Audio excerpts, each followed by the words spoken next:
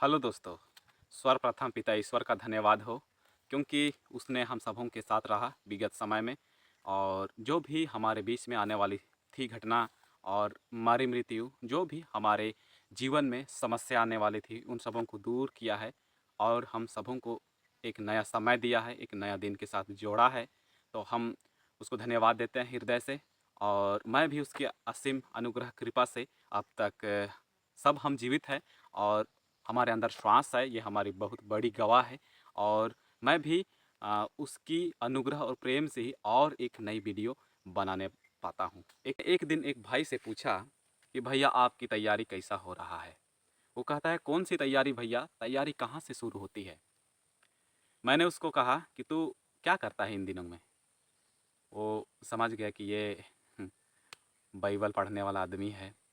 तो वो कहता है, मैं सुबह विनती करता हूँ, शाम को विनती करता हूँ, बाइबल भी पढ़ता हूँ।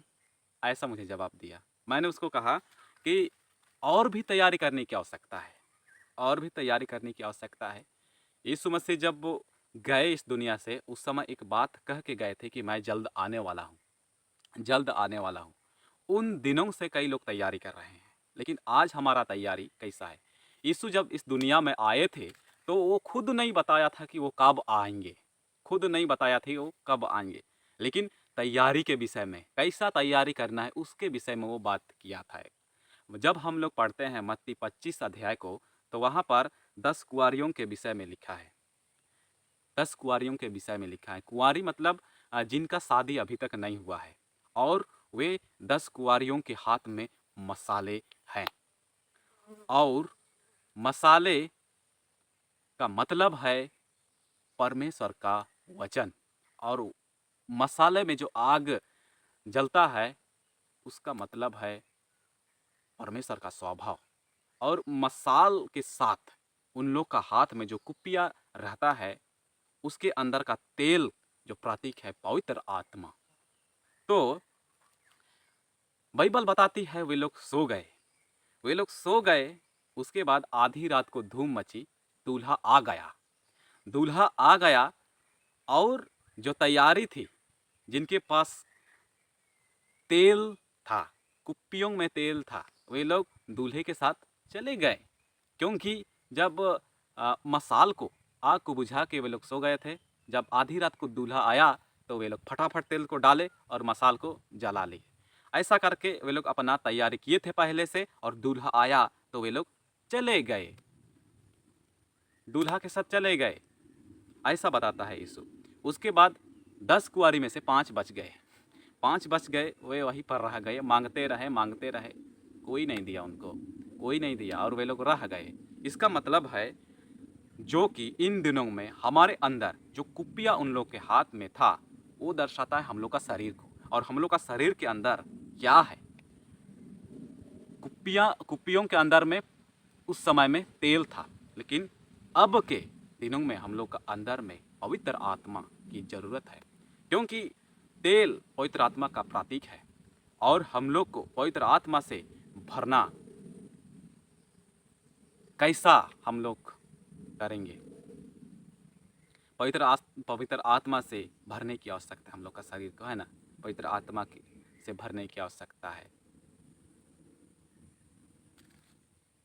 तो इन दिनों में हम लोग अपना जीवन को, पर्सनल जीवन को कैसा व्यतीत कर रहे हैं, अपना लाइफ स्टाइल कैसा अब हम लोग व्यतीत कर रहे हैं। किसी को गाली दे रहे हैं, किसी को क्या बोल रहे हैं, किसी का निंदा कर रहे हैं, किसी का मर्डर कर रहे हैं, किसी को झूठ बोल रहे हैं। ऐसा ऐसा बात हमारे अंदर इन दिनों में आया है। शैतान अपना नया नया तरीका अपना के हम लोग को फंसा रहा है, हम लोग को फंसा रहा है। और हम लोग फंसते जा रहे हैं, फंसते जा रहे हैं, फंसते जा रहे हैं।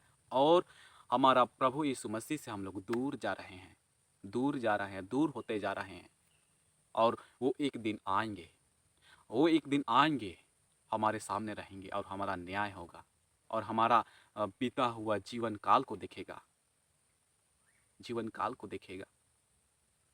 कि हम भी नहीं बोल सकते कि हम बाइबल पढ़ते थे, विनती करते थे, लेकिन वो हमारा पर्सनल लाइफ को देखेगा कि बेटा तुमने क्या किया था, हमारा डायरी खुलेगा। इसलिए इन दिनों में हम लोग जो भी कर रहे हैं उन कामों से हम लोग फिरे।